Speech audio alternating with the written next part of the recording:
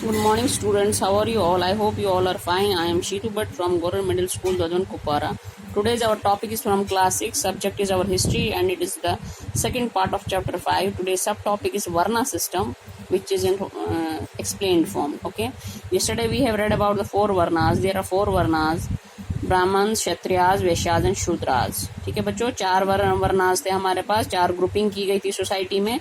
मैंने कल भी आपको कल के टॉपिक में भी बताया था, ये बेस थी ऑक्यूपेशन पे, कौन कैसा काम करता है, कौन कैसी इकोनॉमिक एक्टिविटी करता है और किसका इकोनॉमिक स्टेटस कैसा है, उस पर सोसाइटी में जो है ग्रुपिंग की गई।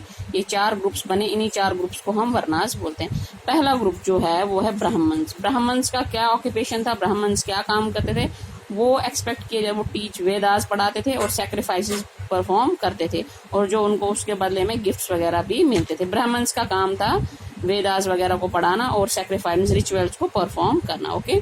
सेकंड जो है क्लासिफिकेशन वर्ना जो है वो है क्षत्रिय। क्षत्रिय क्या करते, क्षत्रियों का काम था जो बैटल्स लड़ते थे, जो लड़ाई लड़ने जाते थे, जो ब्रेव होते थे सोसाइटी में, जो स्किलफुल होते थे, उनको क्षत्रियास की कैटेगरी में रखा था।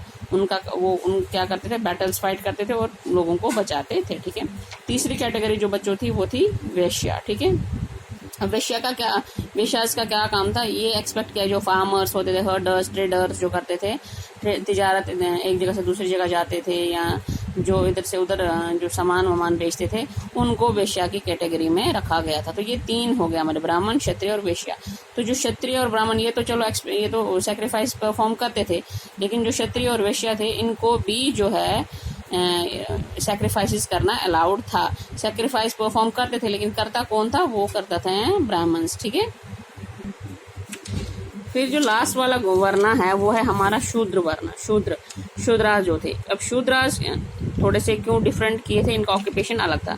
Who served the other three groups कौन से, ब्राह्मण, क्षत्रिय और वैश्या को जो सर्व करता था वो लोग थे शूद्राज। ये जो शूद्र में कैटेगरी में रखे थे, ये वो तीन काम में इंटरेस्टेड थे, ये वो ऑक्यूपेशन नहीं लेते थे, ये तो इसलिए ये ग्रुपिंग अलग हुई थी।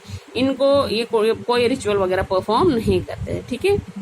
आप भी, मैं फिर से आपको बता रही हूँ, मेयरली जो ग्रुपिंग थी वो थी ऑक्यूपेशन बेसिस पे। जैसे अगर आपने एग्जांपल लेते हैं, हम 50 लोग हैं, 50 में से हम बोलेंगे कौन बैटल्स फॉट करेगा या कौन किसने लड़ाइयाँ लगे रहेगा, उसको अलग कर दिया गया।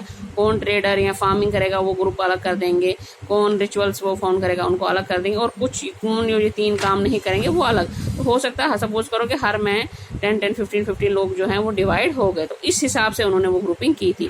अब शूद्राज में क्या था, woman will also grouped with the Shudras, क्योंकि शूद्र लड़ाई करने नहीं जाती थी वुमन, या ट्रेडिंग नहीं करती थी, या जो है बैटल फॉट नहीं करती थी, तो उनको भी इसी ग्रुप में डाला गया। यहाँ से आप देख सकते हो कि ये ग्रुपिंग जो है मेयरली ऑक्यूपेशन पे, इकोनॉमिक एक्टिविटी पे किया गया था, क्योंकि वुमेन वो काम नहीं करती थी, इसको भी शूद्राज के ग्रुप में डाला था।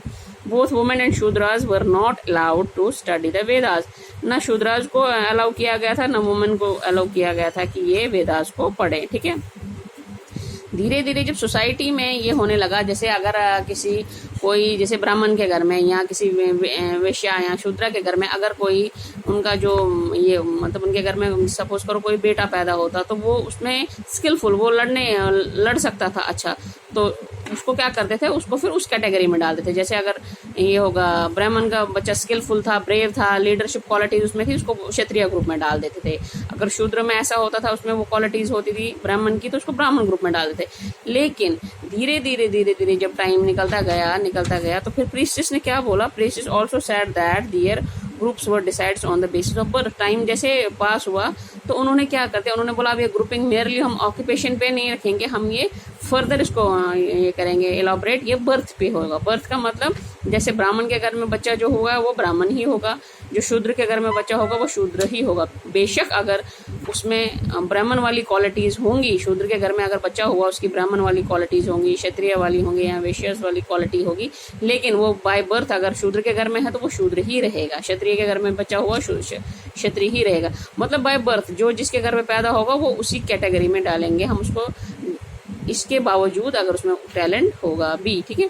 मतलब ये किस लिए इन्होंने शायद से किया होगा, हो सकता है कि जो ब्राह्मण का सपोज करो कि ब्राह्मण का जो सपोज करो ब्राह्मण के घर में एक बेटा हुआ, तो वो इन तीनों में से कोई वो नहीं, ब्राह्मण वो वेदास पढ़ना नहीं जानता था या उसको अच्छा नहीं लगता था, तो जब उसको तो फिर शूद्र की कैटेगरी में डालते, क्योंकि वो तो इन तीनों में ना लड़ाई लड़ने जाता, ना वो ट्रेडिंग करता, ना फार्मिंग करता, तो उसको शूद्र की।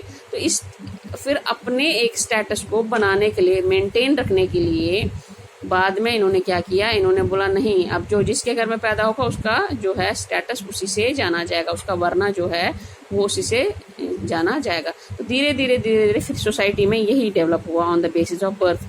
ब्राह्मण का बच्चा ब्राह्मण, शूद्र का बच्चा शूद्र, क्षत्रिय का बच्चा क्षत्रिय ही बनेगा। अदरवाइज ये ग्रुपिंग जो मेरली पहले हुई थी, ये बिल्कुल प्योरली जो थी ऑक्यूपेशन के, इकोनॉमिक एक्टिविटी के ऊपर ही की गई थी। जो जैसा काम करेगा वो उस ग्रुपिंग में चला जाएगा, चाहे जिसका भी बच्चा हो। ठीक है, ये आज हमारा ये टॉपिक आधा ये डिस्कस हुआ है। नेक्स्ट वीडियो लेक्चर में हम फिर डिस्कस करेंगे शूद्रास के बारे में, हम फर्दर और थोड़ा सा एलाबोरेट करके पढ़ेंगे। ठीक है, stay home, stay safe, thank you.